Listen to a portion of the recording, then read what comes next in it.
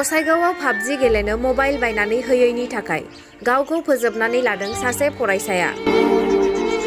आरोबाव सासे फरायसा गथ'आ गावखौ फोजोबनानै लानायनि जाथाया गसाइगावनि हाथिगर ओनसोलाव सोमखिखांहोदों। गुरुपेला गोजौ फरायसालियाव फरायफुनाय गथ' बलेन रायआ पाबजि गेलेनो मबाइल मोनैनि निसानि सिप लानानै गावखौ फोजोबनानै लायो।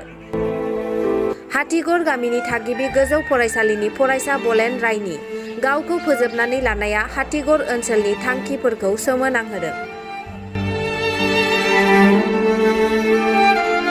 বৰুণ ৰায়। ল'ৰাটোৰ নাম কি? বলেন ৰায়। কোন ক্লাছত পঢ়ে? 9।